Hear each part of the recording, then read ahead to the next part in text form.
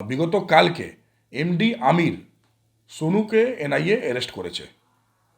সেই এমডি আমির সোনুটাই হচ্ছে মূল এই ঘটনার করার স্পটের বলতে পারেন স্পট ইনচার্জ ছিল টিপুর সাথে। সোনুয়া তৃণমূল করে সোমনাথ শাহ মিচিনির সঙ্গে ঘুরে বেড়ায়, এলাকায় মধ্যে ঠেক চালায়, এলাকার মধ্যে পুরো সন্ত্রাস করে রেখেছে।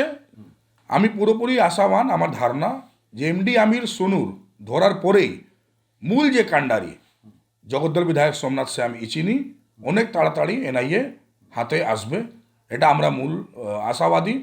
সোমনাথ শ্যাম ইচিনি যেভাবে একে বাঁচিয়ে রেখেছিল, কিন্তু সেটা অনেক বেশি দিন টানা যায় না। আবার বলে দিচ্ছি, টিপুয়াও কিন্তু বেশি দিন আর পারবে না, টিপুয়াকেও এনআইএ অনেক তাড়াতাড়ি অ্যারেস্ট করবে।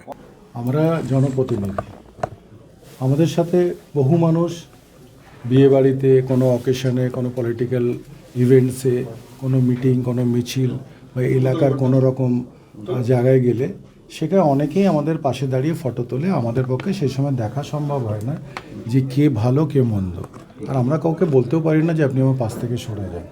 এটা সব পলিটিক্যাল ম্যানদের জন্যই প্রযোজ্য।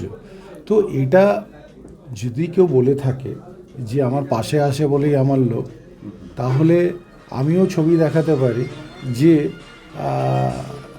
আরেকজন এমনও লোক যে প্রিয়াঙ্কু পাণ্ডে যার নামে অভিযোগ করেছে, তার ছবি প্রিয়াঙ্কুর পাণ্ডের পাশেও আছে। তাহলে কি এটা প্রমাণিত হবে যে প্রিয়াঙ্কু পাণ্ডে যে লোকটা ওনার পাশে দাঁড়িয়ে আছে, তাহলে সে কে? তাহলে তারা ওনার উপরে অ্যাটাক করলো কেন? যে অভিযোগ উনি এনেছেন, তাহলে কেন হলো? তাহলে কোনটা সত্যি কোনটা মিথ্যে সেটা আগামী দিন সে ছবিটাও আমি প্রকাশ্যে দেখিয়ে দেবো আপনাদের ডেকে। উনি তো অভিযোগ করবেন, যেহেতু উনি আলাদা দল করেন, ওনার প্রেশার আছে। কোনো খুন কেন করতে যাবে কেউ? Who is Priyanku Pandey? প্রিয়াঙ্কু পাণ্ডের অস্তিত্ব কী? সে একটি ছেলে, বিভিন্ন দলের সাথে মাঝে মাঝে যুক্ত থাকতেন, একটা সময় বিজেপি করতেন। সে বিজেপিটা করতে করতে তখন এই অর্জুন তাকে কেস দেওয়ান, তাকে মারধর করেন, তারপরে আবার সে বিজেপি থেকে টিএমসিতে আসেন, আবার টিএমসি থেকে বিজেপি, আবার টিএমসি, আবার বিজেপি। এগুলো হচ্ছে যে ব্যবসার ক্ষেত্রে তারা এই ধরনের কাজগুলো করে বেড়ায়। তো তার ক্ষেত্রে আমাদের কোনো ব্যাপার নেই। এরা তো রাজনৈতিক কেউ নয়, যে রাজনৈতিক প্রতিদ্বন্দ্বী নয় যে তাদের সাথে আমাদের কোনো ভাবতে হবে কিছু। এরা হচ্ছে জাস্ট বিজনেসম্যান। ছবি দেখলাম কয়েকদিন আগে, একটা ছবি আসলো প্রিয়াঙ্কুর পাণ্ডের পাশে, যাদের নাম করে যাদের এনআইএ কেসে ঢুকিয়ে দেওয়া হয়েছে ভিতরে, তারা সব প্রিয়াঙ্কুর পাণ্ডের পাশে দাঁড়িয়ে আছে।